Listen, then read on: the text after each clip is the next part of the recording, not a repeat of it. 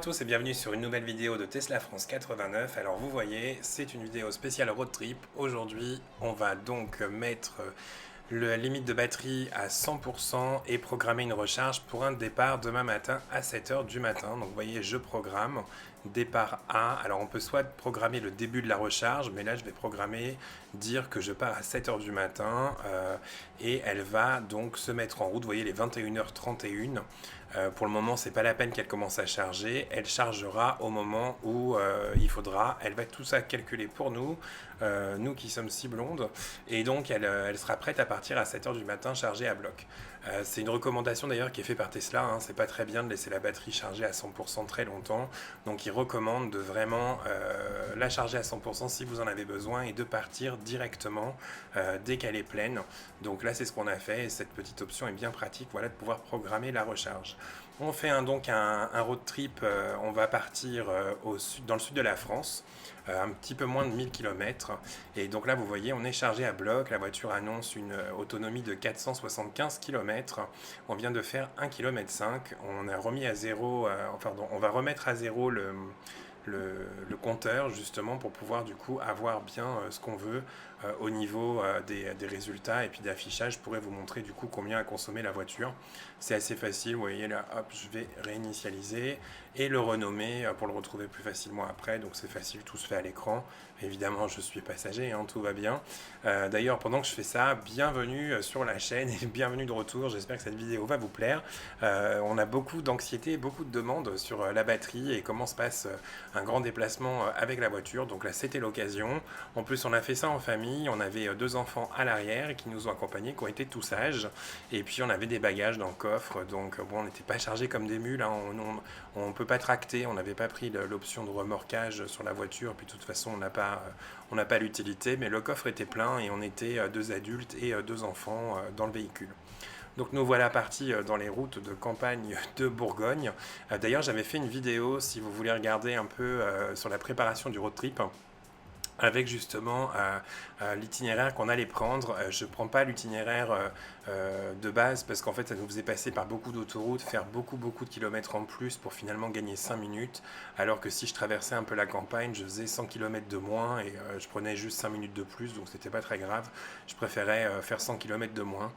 Donc la préparation, je l'ai faite avec le site A Better Route Planner pour optimiser le trajet.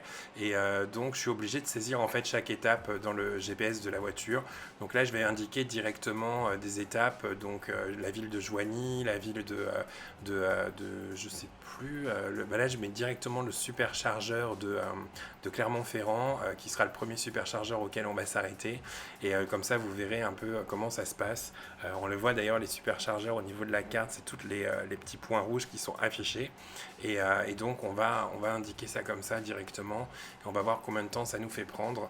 Alors là, j'ai mis directement le superchargeur en destination. Et voilà, donc ça nous fait bien partir directement comme on veut aller.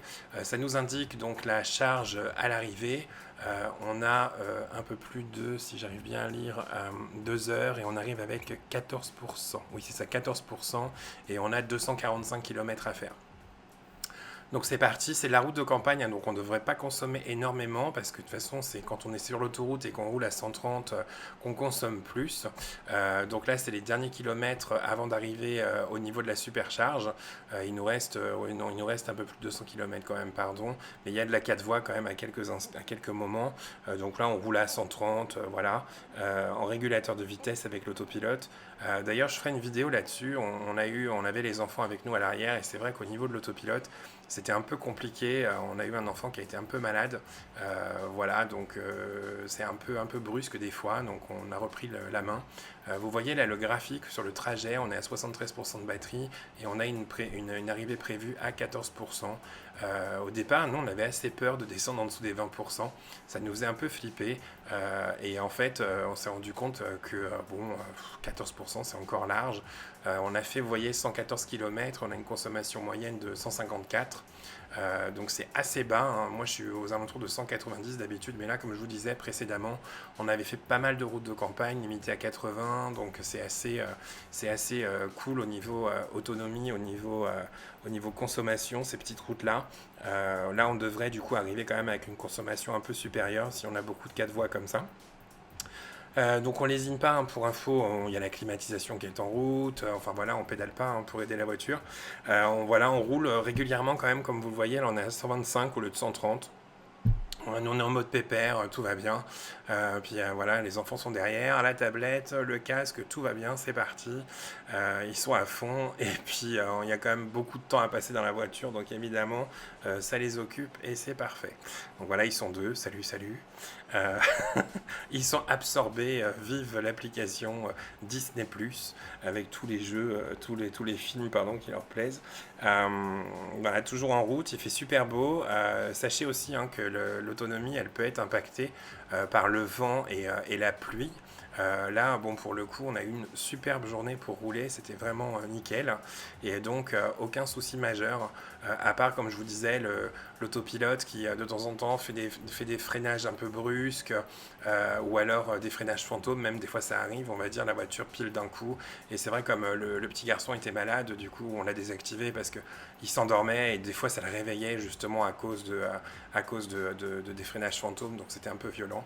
Là, vous voyez la visualisation des cônes sur la route et la consommation qui est remontée à 162 Wh par kilomètre. Comme je vous disais, comme on a roulé pas mal quand même, à 125, bah, ça a fait monter la consommation.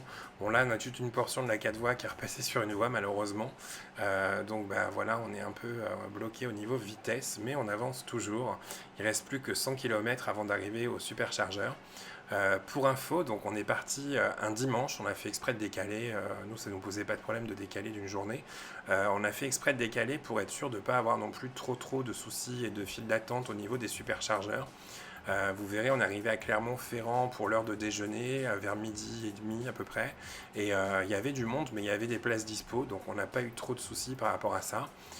Quand on est parti, qu'on a récupéré la voiture, par contre, effectivement, il y avait une file d'attente.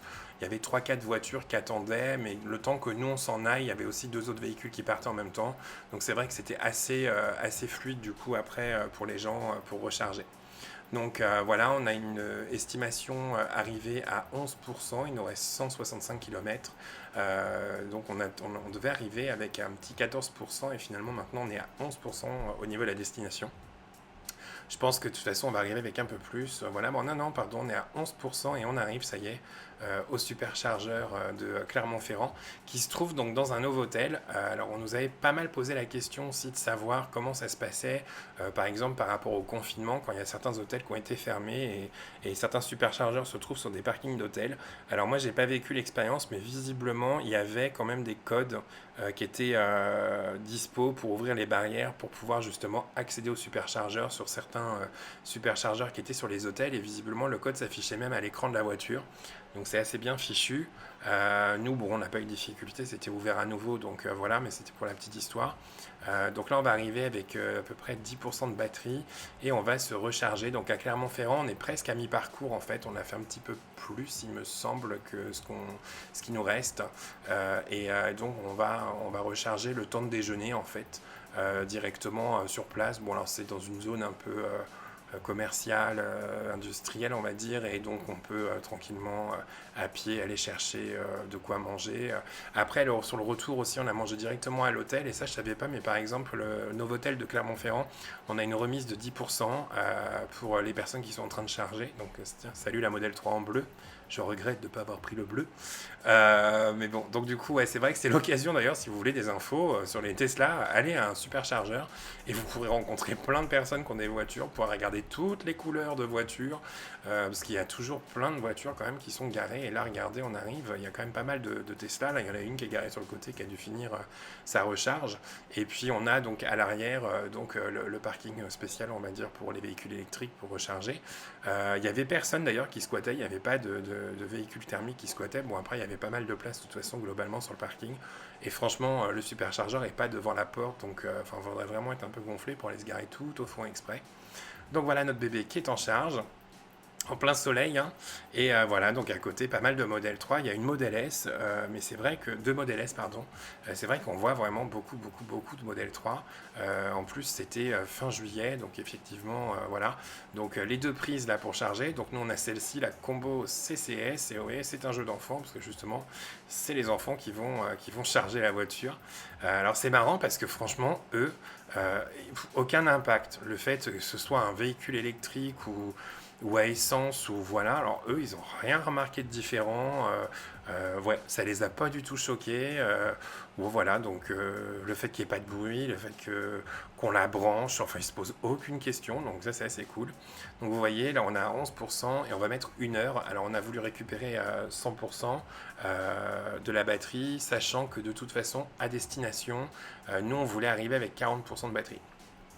Et donc à destination, 40% de batterie, il fallait du coup qu'on s'arrête un tout petit peu avant notre destination pour pouvoir recharger un petit coup avant d'arriver pour sur place pas être trop embêté. Donc là on voit au niveau du compteur qu'on est à 366 km depuis le début et qu'on a consommé 163 kWh par kilomètre. Donc la consommation est assez basse, hein. Franchement je suis étonné, on est plutôt à 190 de moyenne. Là, on est reparti et on doit arriver à 26% au niveau du superchargeur du Kailar, donc qui est dans le sud, juste à côté de notre destination. On est parti près de Béziers, en fait, à la base. La destination finale du road trip, c'était Béziers. Et donc là, on s'est arrêté un tout petit peu avant d'arriver, une demi-heure avant d'arriver, pour pouvoir justement mettre un petit coup et recharger la voiture. Donc on s'est arrêté 15 minutes, juste rapidement pour pouvoir mettre un petit coup à la batterie pour sur place être tranquille. Bon, sachant que sur place, après, on a utilisé pas mal le chargeur classique. Donc pour vous résumer un peu tout ça, voilà, à l'aller, on a fait un arrêt d'1 heure à Clermont-Ferrand pour recharger, puis un arrêt de 15 minutes au Kailar pour être large à l'arrivée. Ça nous a fait une consommation de 173 kWh pour 1000 km, donc 173 Wh par kilomètre parcouru, qui est une consommation vraiment, vraiment basse. Je suis assez satisfait franchement parce qu'on tourne au plus aux alentours des 190 de base. Ensuite, on va donc partir sur le retour maintenant, donc le trajet retour, où là par contre on a fait un seul et unique arrêt au niveau de Clermont-Ferrand. Donc on a 306 km à faire, on va arriver avec 20% de batterie, on part avec que 94, on l'avait même pas chargé complètement, et vous voyez, on arrive au superchargeur de Clermont-Ferrand avec 16% de batterie. Donc un petit peu en dessous de l'objectif qui était prévu par la voiture à la base, mais franchement on était encore large, donc vraiment no stress. En conclusion, on peut vraiment dire que c'est vraiment assez fiable au niveau de la recharge. Donc là, pareil, on va remettre à 100% parce que j'avais un peu peur. La deuxième partie du trajet est un peu plus longue entre Clermont-Ferrand et chez nous. Donc voilà, je voulais vraiment être à bloc à 100% et on a 1 heure de charge. Je crois que ça va se recaler. Là. C'est marqué 1h50, mais ça va recalculer un peu plus juste, de toute façon. Alors, on n'est toujours pas à la V3 des superchargeurs où du coup on aurait pu charger beaucoup plus vite. Là, vous voyez sur le retour, il y avait encore de la place dispo.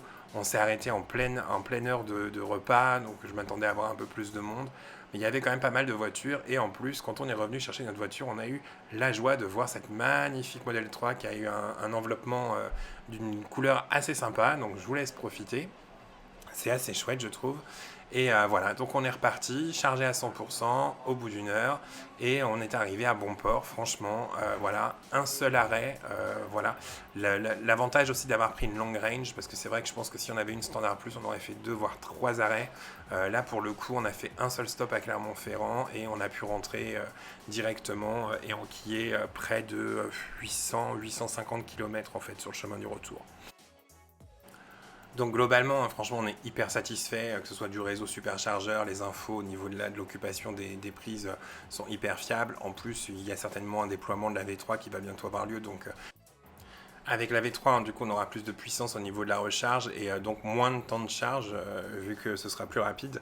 Et évidemment, donc si effectivement il y a un petit peu d'attente, que c'est un peu encombré, vu qu'on chargera plus vite, il y aura une rotation qui sera plus rapide en fait au niveau des superchargeurs. Pour le coup, on n'a pas du tout été impacté, comme je vous ai dit dans la vidéo. Globalement, après, j'imagine que les résultats aussi sont différents suivant la manière dont on conduit. Comme je vous le dis, à l'aller, on était assez chargé quand même. On a utilisé la climatisation, mais c'est très chaud à l'extérieur, on s'est pas privé et voilà, au niveau des prévisions de la voiture, ça a été assez juste et on n'a pas du tout eu d'angoisse. Donc j'espère que cette vidéo vous aura plu puis que ça vous aura renseigné vraiment par rapport au fait au niveau de l'autonomie. Et puis au niveau, c'est la première question qu'on nous pose tout le temps. Quand les gens voient que c'est un véhicule électrique, ils nous demandent c'est combien l'autonomie, comment ça se passe, et la recharge c'est pas trop long. Donc voilà un exemple concrètement. Nous, c'était un voyage qu'on pensait pas qu'on pourrait faire avec un véhicule électrique non plus quand on l'avait acheté. D'ailleurs, on avait gardé un deuxième véhicule thermique pour nos vacances et finalement, on utilise la Model 3 au quotidien, hein. Hier, j'ai rencontré encore des gens qui avaient une Model 3 rouge qui était belge. La dame me disait, de toute façon, mon mari vient de commander une Y, moi je garde ma 3 et d'ailleurs, je changerai plus de voiture. Enfin, en tout cas, elle prendra la même. Elle est vraiment convaincue. Donc, j'espère que cette vidéo vous aura montré un peu comment ça se passe. Alors encore une fois, hein, je ne travaille pas chez Tesla, j'ai même pas d'action. Mais voilà, c'est pour partager notre expérience, on va dire. Et puis surtout, voilà, un peu peut-être donner plus d'informations. C'est sûr que c'est pas évident de sauter le pas si vous hésitez encore. Et puis voilà, c'est passer sur un véhicule électrique, c'est pas non plus donné. Et voilà, je sais pas. En plus, je crois que vous pouvez pas en louer encore en France de temps en temps pour tester comme ça. En tout cas, n'hésitez pas si vous avez quelqu'un dans la région à le contacter. Moi, ça m'arrive régulièrement, hein, quand on montre la voiture, quand on nous demande si on peut, qu'on n'est pas loin. Voilà, c'est toujours plus facile quand on peut regarder un peu ce qu'on peut acheter, enfin ce qu'on veut acheter avant de cliquer quoi. Bon bah bonne journée à tous et puis à très bientôt pour une nouvelle vidéo. Salut, ciao.